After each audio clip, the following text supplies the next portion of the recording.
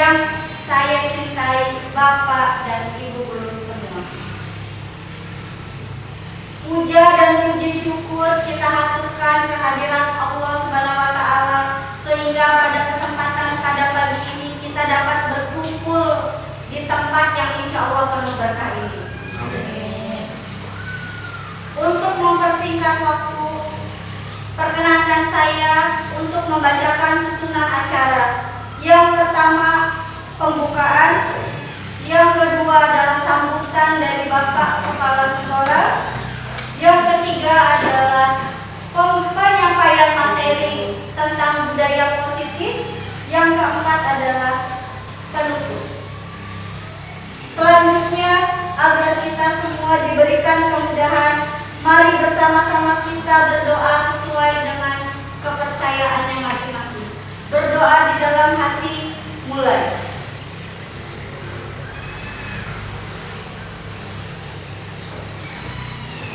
Selesai.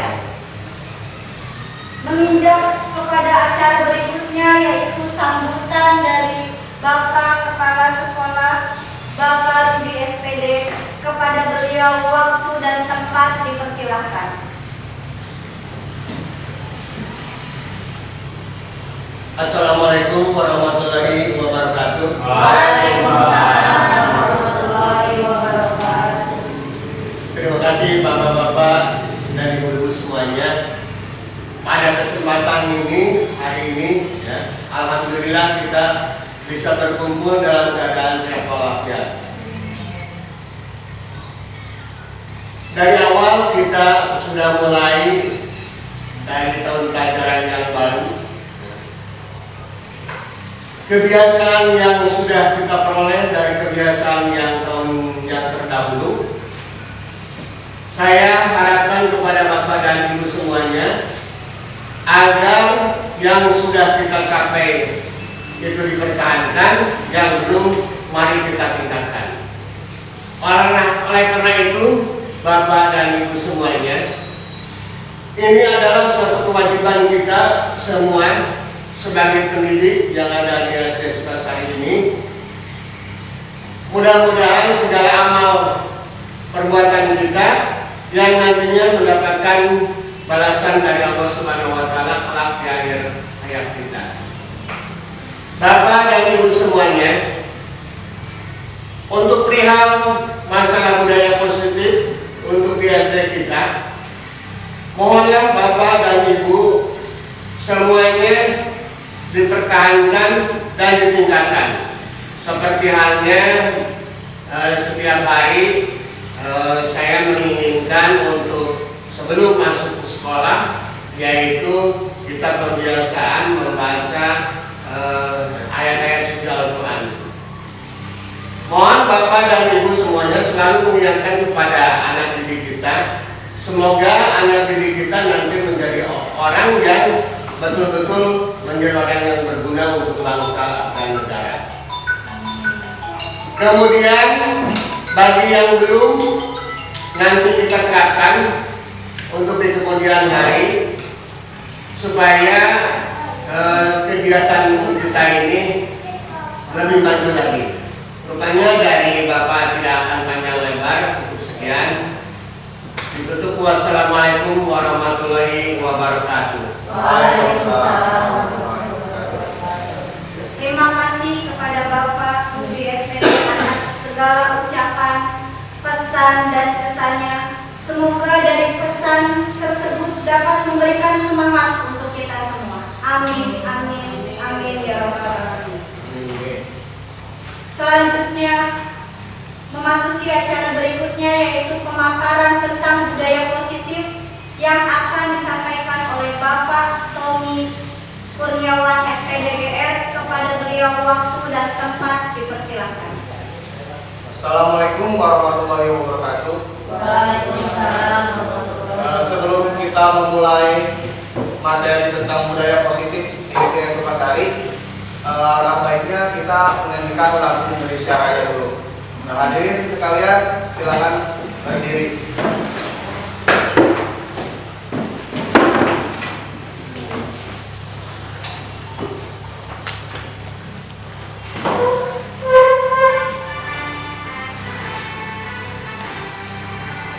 Indonesia tanah airku, tanah tumpah darahku.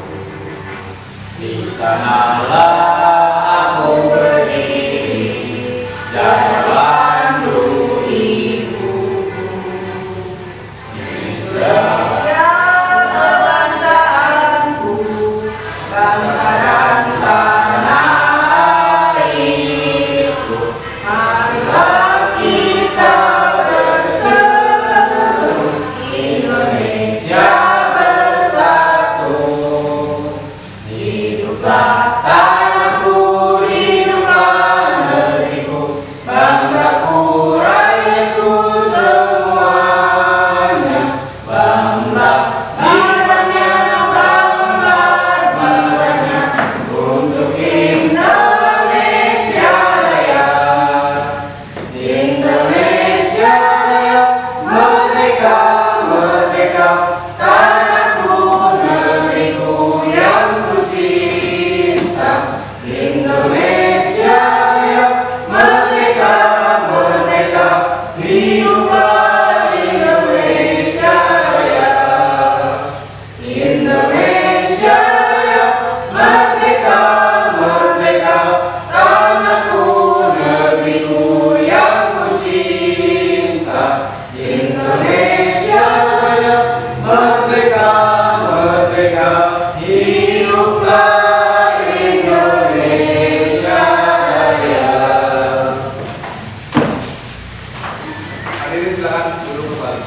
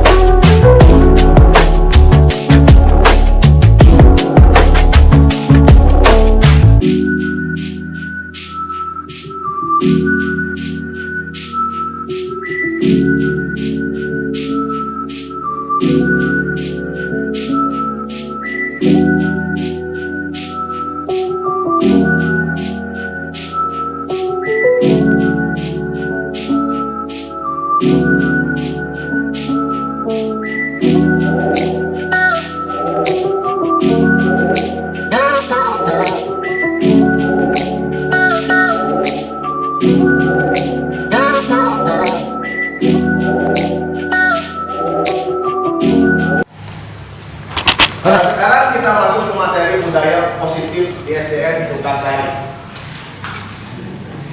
Nah, di sini ada perubahan paradigma belajar. Paradigma belajar itu merujuk pada cara seseorang memandang dan memahami proses belajar. Paradigma ini dapat mempengaruhi motivasi dan hasil belajar seseorang. Terdapat beberapa paradigma belajar yang berbeda, seperti paradigma behavior, kognitif, konstruktif, dan humanistik. Nah, setiap paradigma itu memiliki pendekatan yang berbeda dalam mengajarkan dan memahami proses belajarnya. Sebagai guru atau belajar, penting untuk memahami dan mengeksplorasi paradigma belajar yang berbeda agar dapat meningkatkan efektivitas belajar. Sekarang kita masuk ke disiplin positif. Tujuan dari disiplin positif itu adalah menanamkan motivasi yang ketiga pada murid-murid kita, yaitu untuk menjadi orang-orang yang mereka inginkan dan menghargai diri sendiri dengan nilai-nilai yang mereka percaya. Motivasi perilaku manusia. Di sini ada 3 motivasi perilaku manusia. Yang pertama itu untuk menghindari ketidaknyamanan atau hukuman. Yang kedua untuk mendapatkan imbalan atau penghargaan dari orang lain. Yang ketiga untuk menjadi orang yang mereka inginkan dan menghargai diri sendiri dengan nilai-nilai yang mereka percaya. Itu motivasi. Sekarang kebutuhan dasar manusia. Ada 5 kebutuhan dasar manusia menurut Dr. William Glasser dalam Choose Theory. Yang pertama adalah bertahan hidup. Kebutuhan dasar manusia yang pertama bertahan hidup ini sangat penting sekali bagi anak didik dan kita. Contohnya bertahan hidup seperti apabila ada suatu masalah, misalnya kita tidak mempunyai bahan untuk membuat makanan. Nah, yang bertahan hidup ini pasti kita akan mencari bahan untuk membuat makanan, seperti bertahan hidup untuk makan. Yang kedua adalah kasih sayang. Setiap manusia membutuhkan kasih sayang, bahkan kasih sayang dari orang tua, kasih sayang dari pasangan, kasih sayang dari saudara, dan kasih sayang dari teman. Ini sangat dibutuhkan sekali. Yang ketiga adalah penguasaan. Setiap makhluk hidup butuh penguasaan. Contohnya, misalnya anak didik kita itu perlu diakui atau perlu penguasaannya, seperti misalnya dia itu ingin dipuji oleh seseorang. Contohnya misalnya dia itu bisa naik sepeda. Karena dia baru bisa naik sepeda, dia akan terus menunjukkan kepandaian naik sepeda di depan teman-temannya. Walaupun dia itu sebenarnya tidak terlalu mahir dalam sepeda, tapi ingin dipuji oleh temannya bahwa saya bisa naik sepeda. Terus yang keempat adalah kebebasan. Setiap manusia butuh kebebasan dalam memilih apapun yang dia inginkan. Terus kebebasan dalam pembelajaran. Pokoknya dia ingin sebebas-bebasnya. Yang kelima adalah kesenangan. Ya, ini yang terakhir. Jadi kesenangan ini manusia juga membutuhkannya. Jadi selain ada 4 kebutuhan dasar manusia, yang paling terakhir itu adalah yang paling penting. Kesenangan ini biasanya kalau diterapkan dalam pembelajaran itu kita harus bisa menyenangkan dalam pembelajaran kepada siswa kita dengan cara apapun supaya pembelajaran kita bisa menyenangkan. Nah, kelima kebutuhan dasar ini harus dipenuhi oleh setiap siswa kita sebelum kita melakukan pembelajaran. Jadi sebelum kita melakukan pembelajaran, kita harus melakukan dulu asesmen diagnostik kepada peserta didik kita. Apakah kelima kebutuhan dasarnya sudah terpenuhi atau belum? Kalau belum, kita harus penuhi. Misalnya hanya dari siswa tersebut hanya ada 1 atau 2 yang sudah terpenuhi. Berarti sisanya kita harus penuhi dengan cara yang kita terapkan supaya terpenuhi. Kalau sudah terpenuhi, barulah kita memulai pembelajaran. Kenapa harus terpenuhi? Karena kelima kebutuhan dasar ini sangatlah penting bagi kita supaya pembelajarannya dapat diterima oleh siswa-siswa kita.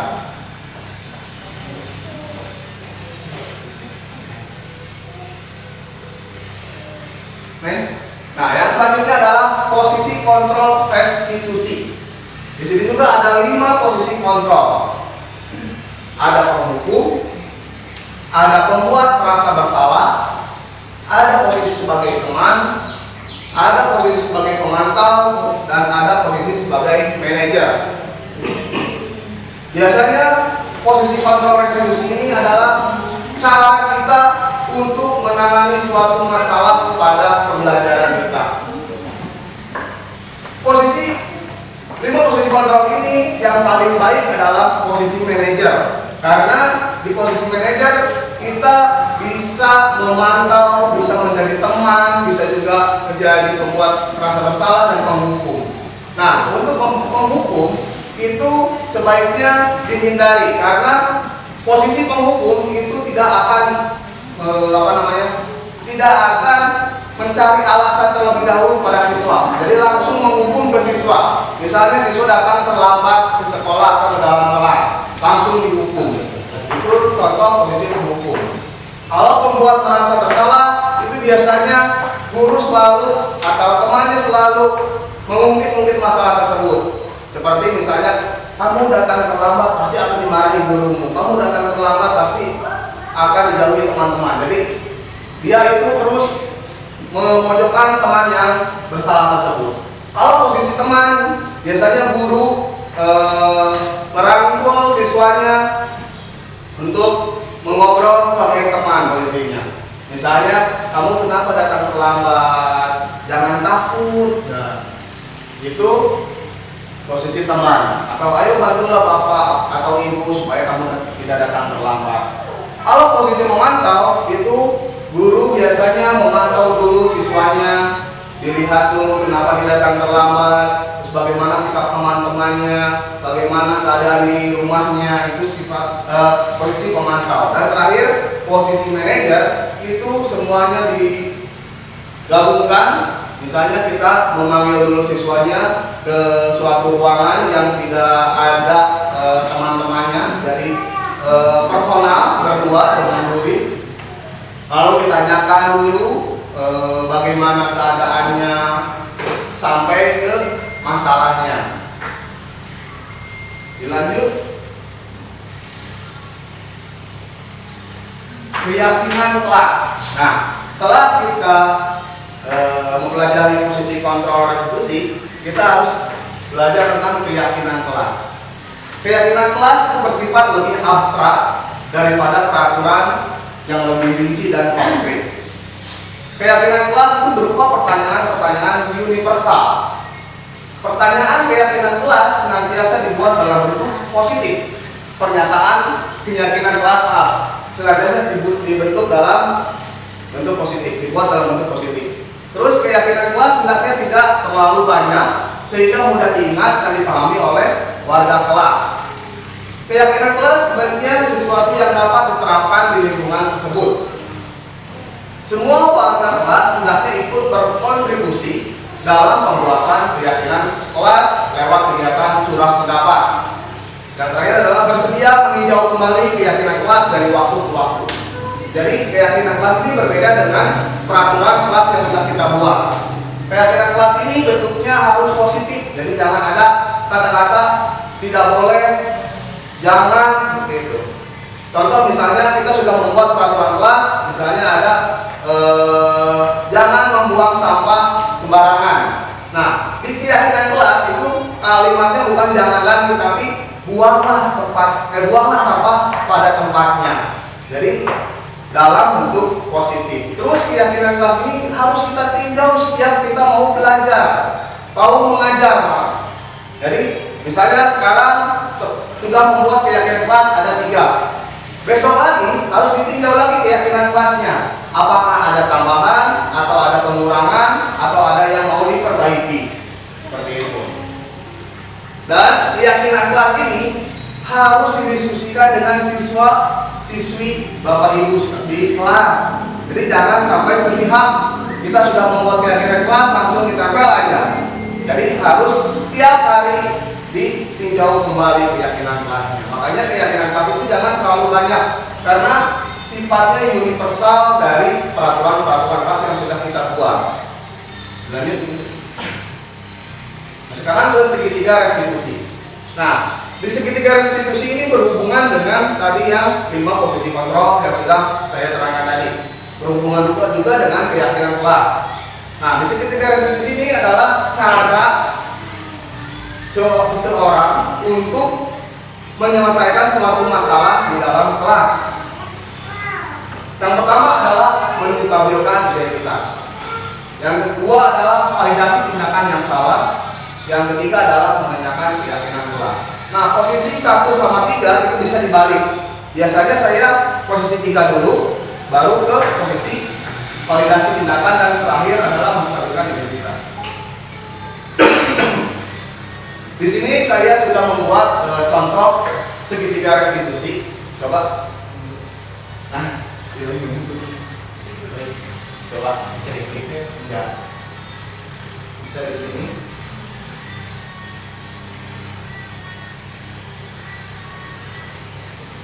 Usulan.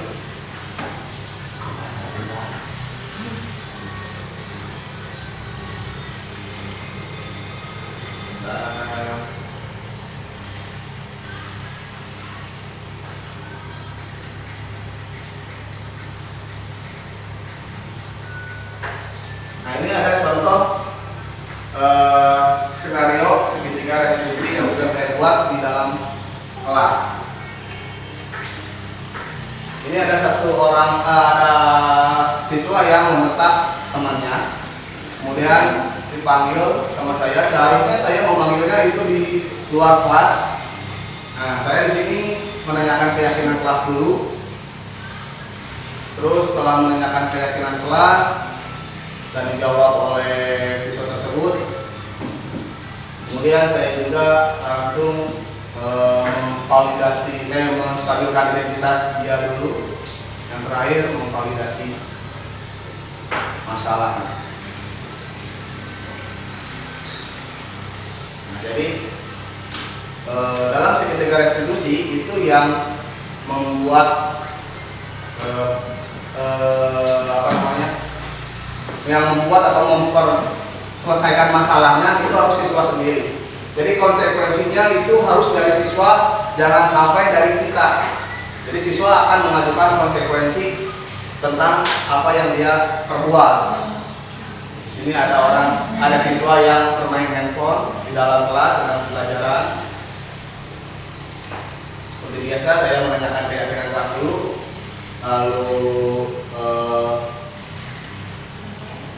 menstabilkan identitas, kemudian memvalidasi kesalahannya.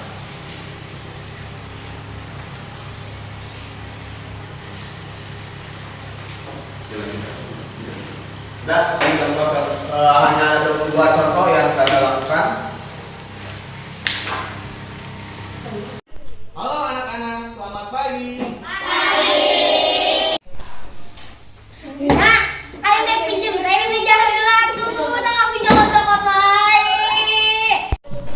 Halo Najwa, Bapak ingin menyampaikan sesuatu kepada Najwa tentang aturan kelas. Apakah Najwa tahu tentang aturan kelas? Ya kan, saya tahu. Saya tahu dalam yang saya Meminta temannya, betul sekali. Hari ini Najwa telah meminta teman Najwa.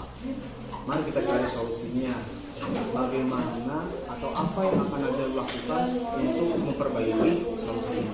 saya paling meminta maaf kepada teman saya, Pak. Bagus sekali solusi yang Najwa berikan.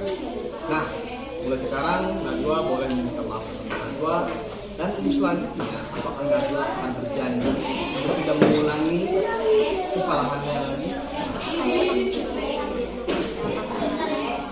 Terima kasih Najwa.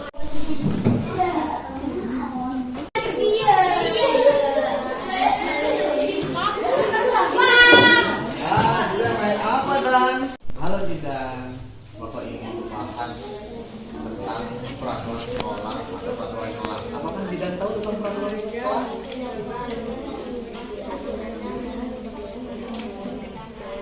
Benar sekali. Hari ini Jidan telah membawa ke dalam kelas dan pendapat Jidan apakah itu melanggar peraturan sekolah? Nah, sekarang menurut Jidan apa konsekuensi untuk pelanggaran itu?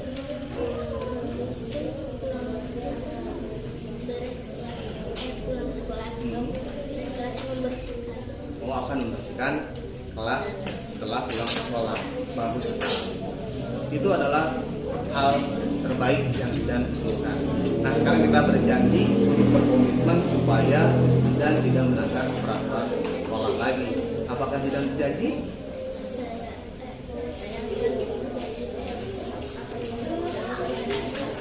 Terima kasih. Nah, di sini saya akan memberikan contoh lain tentang segitiga restitusi budaya positif.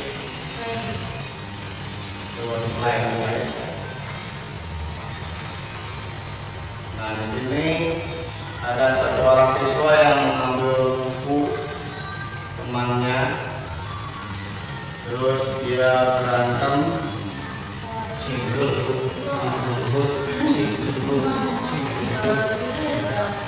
Belum jawab yang makan.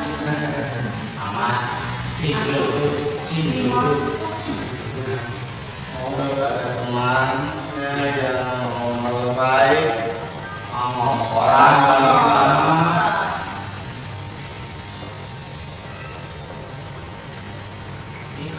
Terus dipanggil sama gurunya sepertinya.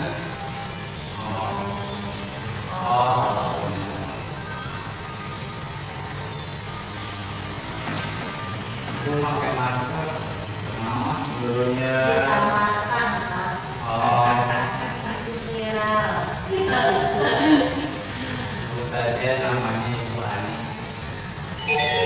biasanya di sini gurunya pasti akan menanyakan keyakinan kelas terlebih dahulu atau menstabilkan identitas dulu. Ini gurunya.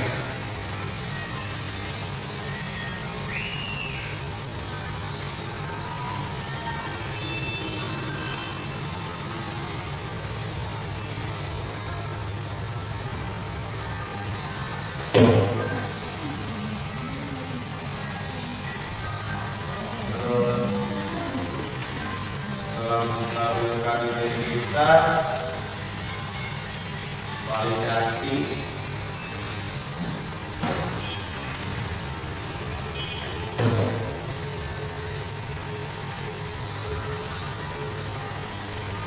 Menggunakan yang salah, menanyakan kenapa bisa berbuat salah seperti itu.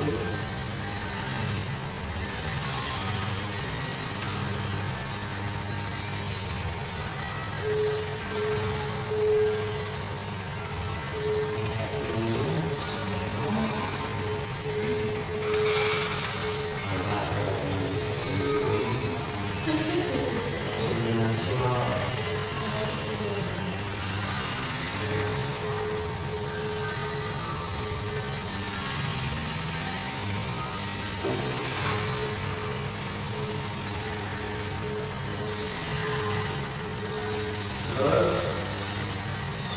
mulai lagi menstabilkan identitas.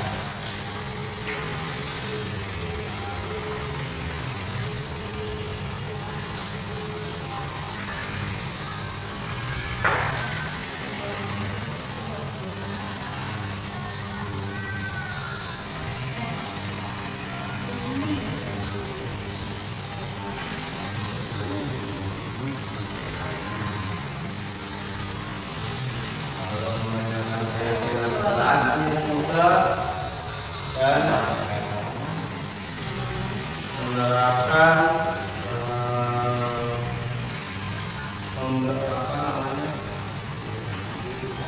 mengajukan konsekuensi pada peserta didik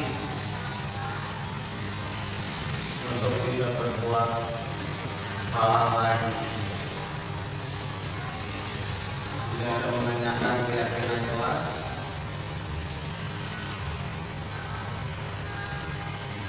Jadi perbuatan tadi sesuai tidak dengan keyakinan kelas yang sudah dibuat di kelasnya.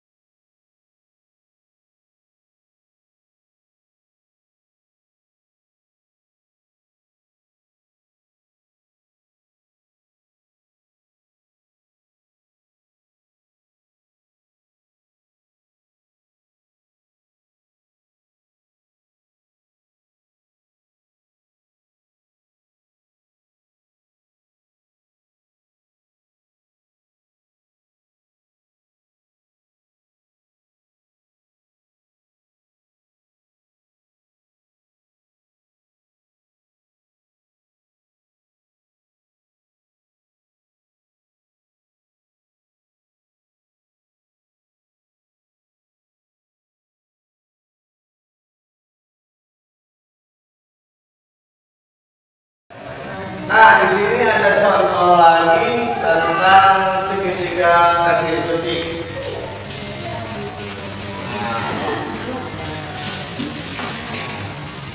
Di sini ada seorang guru yang memanggil siswanya.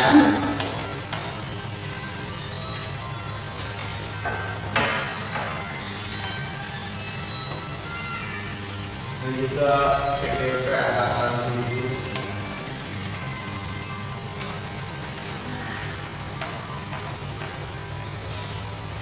Dimajukan saja sampai kasusnya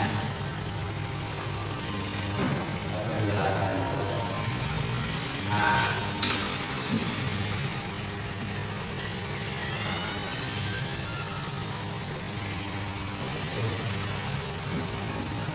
Ini memanggil siswanya. Seperti biasa dia akan menanyakan tentang kelas,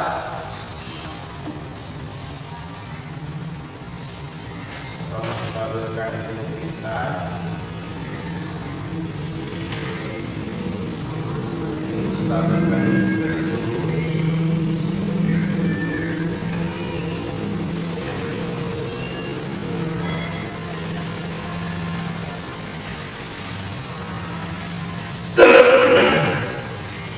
Terus kedua, melakukan validasi tindakan yang salah. Apakah benar dia yang berbuat salah? Terus kenapa dia melakukan tersebut? Yang terakhir adalah menanyakan keyakinan kelas yang sudah dibuat.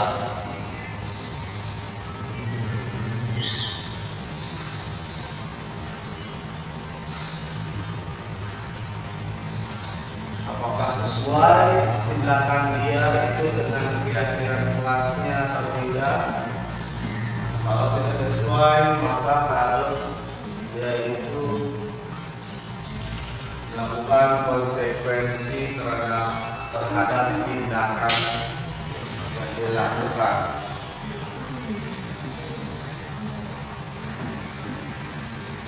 Setelah melakukan atau mendapatkan gelar konsekuensi yang dilakukan, maka ingatkan kembali jangan sampai dia melakukan perbuatannya tentang apa yang dilakukan tadi.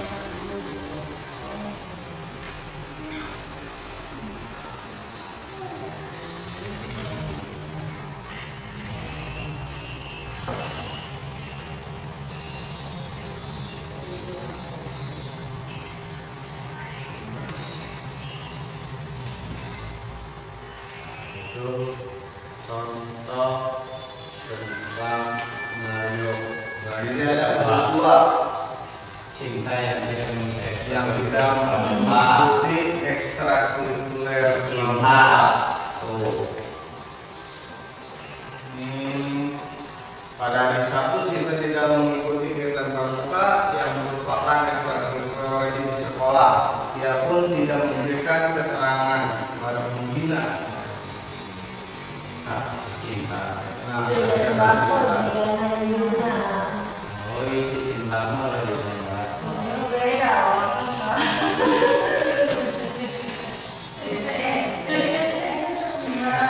SMPN ada salahnya. SMPN 2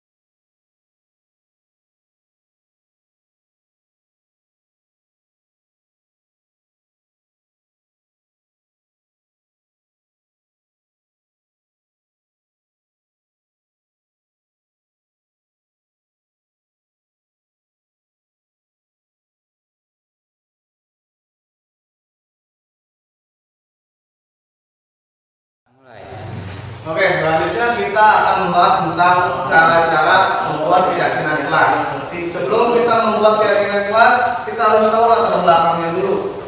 Yang pertama adalah membiasakan budaya positif yang ada di dalam kelas kita. Yang kedua adalah melaksanakan aturan secara konsisten. Jadi aturannya dilakukan secara konsisten, terus-menerus, dan tidak putus. Lanjut, yang ketiga adalah berkembangnya peserta didik menjadi penuh hormat dan bertanggung jawab. Setelah ketiga latar belakang ini kita buat, dilanjut. Ada tolak ukur keberhasilan tentang keyakinan kelas. Yang pertama, peserta didik menjalankan kesepakatan kelas tanpa ada tekanan. Yang kedua, peserta didik senantiasa menjalankan keyakinan di sekolah dan di lingkungan rumah juga. Yang ketiga adalah terjalin komunikasi aktif antara guru dan peserta didik. Ini tolak ukur keberhasilannya. Dan di sini ada langkah-langkah untuk membuat keyakinan kelas. Yang pertama adalah mengawali kegiatan dengan melibatkan peserta didik. Jadi peserta didik itu harus dilibatkan dalam perbuatannya. Yang kedua, peserta didik menyampaikan ide gagasan dan disetujui oleh semua peserta didik. Nah, betul sekali. Jadi semua peserta didik itu harus mempunyai atau harus menyampaikan ide atau gagasan mereka tentang keyakinan kelas yang akan kita buat.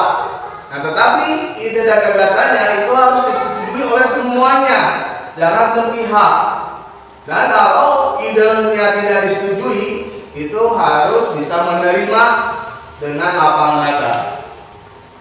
Yang ketiga adalah merefleksi tentang keyakinan kelas yang telah dibuat. Misalnya sudah jadi ada 3 keyakinan kelas yang sudah dibuat, kita harus merefleksikan keyakinan kelas yang telah dibuat itu.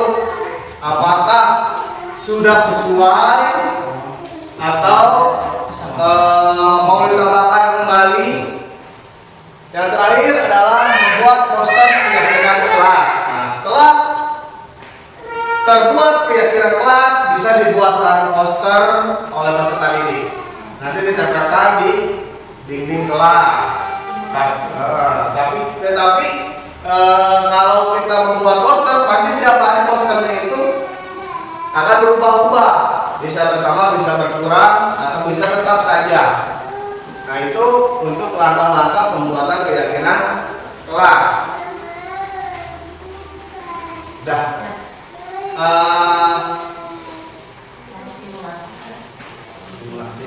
Simulasi, ayo.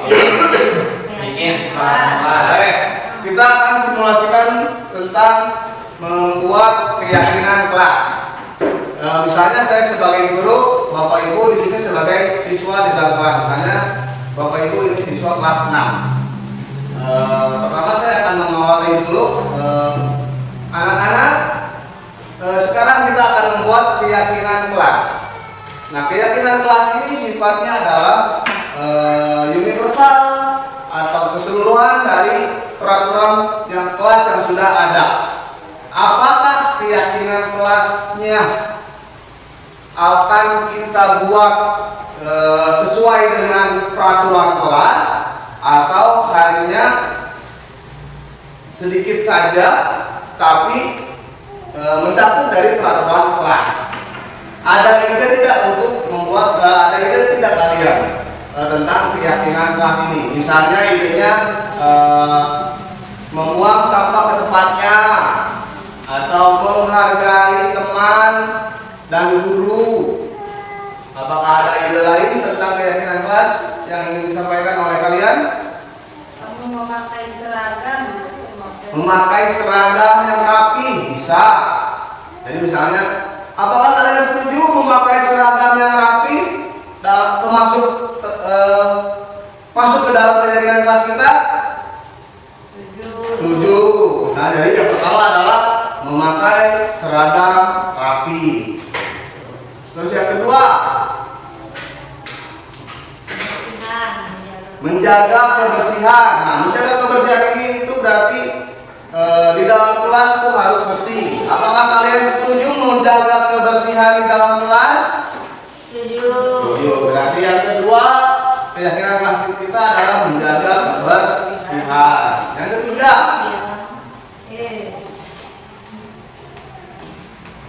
Oke, kita tulis ya. Yang pertama adalah menggunakan seragam rapi. Yang kedua, menjaga Kebersihan itu kan kebersihan kelas apa? kebersihan kelas. Kebersihan kelas, kan tidak ada kelas. Semua. Sekolah mah ini tata tertib sekolah. Iya. Yang ketiga, Disiplin waktu. nah, Tepat.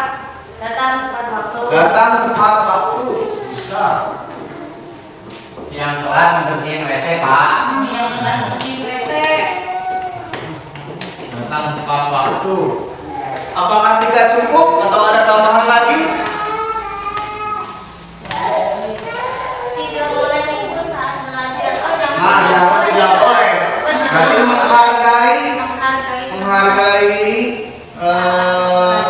menghargai pembelajaran atau menghargai KBM. apa ya? Menghargai lingkungan kelas. Bisa ya? Menghargai teman sama guru kan?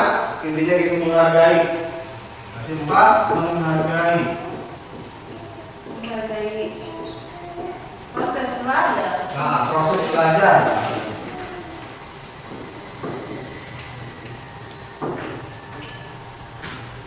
Sudah cukup atau mau ditambahkan? Boleh makan sama minum dalam kelas? Boleh.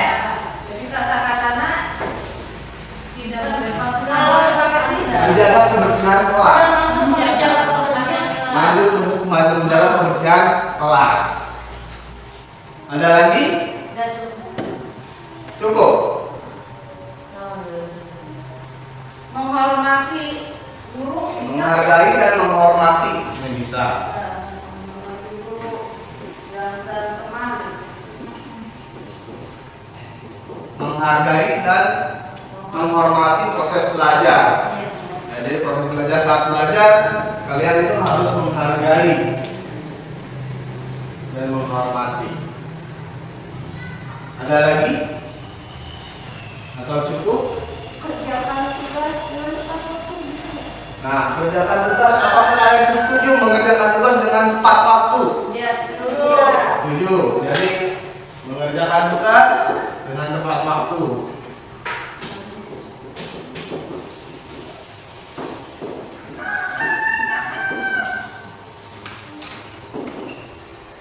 Tepat waktu. Nanti Bapak akan memberikan tentang waktu, misalnya lamanya, misalnya tugas di rumah misalnya 3 hari atau 4 hari. Nah, kalau tidak waktunya lebih dari itu berarti tidak tepat waktu kalian. Ada lagi? Atau sudah cukup? Ini sudah 5 Ya. supaya gampang diingat. Jadi keyakinan kelas kita baru ada 5 atau mau ada yang dikurangi dari kelima ini? Terlalu banyak. Enggak sudah. Yang pertama, menggunakan seragam dengan rapi. Yang kedua, menjaga kebersihan kelas. Yang ketiga, datang dengan tepat waktu. Yang keempat adalah menghargai dan menghormati proses belajar. Yang kelima adalah mengerjakan tugas dengan tepat waktu. Kalau konsekuensinya kalau ada anak yang tidak menjaga Nah. kebersihan, berarti langsung ditentui dari saat itu juga berarti Pak. Nah, konsekuensi kalau kalian tidak menjalankan keyakinan kelas itu akan dilakukan segitiga restitusi. Jadi bilang tercantum ini kan. Tercantum di sini. Maksudnya udah ditulis itu ayeuna pelanggaran naon etana. Langsung ininya tuh Iya. ditulis dina. Enggak ditulis. Misalnya contoh ada satu orang anak yang melanggar tentang keyakinan kelas 5 ini. Nah, kita langsung bisa melakukan segitiga restitusi. Harus memanggil anak setelah proses belajar tadinya ya, atau sebelum proses belajar. dipanggil, dan dipanggilnya itu diharuskan itu tidak dengan keadaan ramai atau secara personal, hanya berdua saja dengan yang melanggar atau bertiga seperti itu. Lalu lakukanlah segitiga restitusi tentang menanyakan keyakinan kelas, tentang validasi masalah, dan menguatkan identitasnya. Setelah itu barulah jadi konsekuensi yang akan dilakukan oleh kita terhadap peserta didik. Tapi konsekuensi itu harus diusulkan oleh siswanya supaya tidak memberatkan siswa tersebut, dan konsekuensinya harus mendidik, jangan sampai menghukum gitu. Jangan sampai misalnya yang telat datang ke sekolah, konsekuensinya lari mengelilingi lapangan, membersihkan kelas, membersihkan WC. Jadi harus sesuai dengan apa yang dia lakukan gitu. Contohnya misalnya Pak, anaknya ke sekolah tidak rapi, berarti kira-kira konsekuensi Nah, contohnya misalnya seragam itu menggunakan seragamnya, misalnya bajunya dikeluarkan tapi menggunakan seragam kaos atau celananya lepis, sepatunya misalnya warna-warni, tidak menggunakan seragam dengan rapi. Nah, konsekuensinya itu harus siswa yang mengusulkannya. Misalnya konsekuensinya, baik Pak, saya akan pulang lagi dan mengganti seragam dengan menggunakan seragam rapi, bisa seperti itu. Atau Pak, saya rumahnya terlalu jauh, bagaimana kalau nanti saya pulang membantu piket? Boleh juga, nggak apa-apa seperti itu, asal konsekuensinya yang mendidik kepada siswa dan diusul.